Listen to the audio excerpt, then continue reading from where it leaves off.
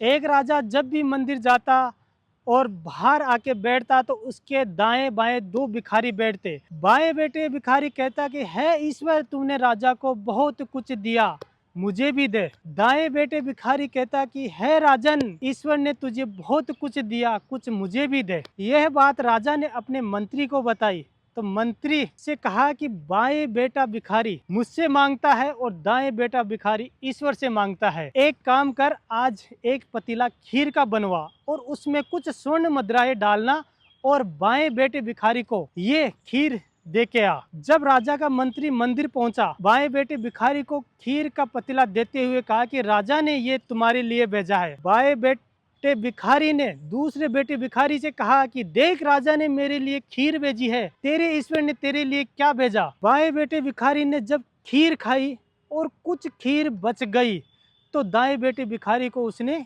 दे दी। जब दूसरे दिन राजा मंदिर पहुंचा तो देखा कि दाएं बेटा भिखारी वहां पे नहीं बैठा था और बाएं बैठने वाला भिखारी वहीं बैठा था। तो राजा ने बाएं बेटे भिखारी से कहा कि कल तुझे खीर नहीं मिली? वो बोला कि महाराज, खीर तो मिली, बहुत स्वादिष्ट थी, पेट भर के खाई और बाकी बची जो दूसरा भिखारी था उसको दे दी। अंत में राजा मुस्कुरा के कहा कि है ईश्वर, तुमने आखिरकार उसे दे ही दिया।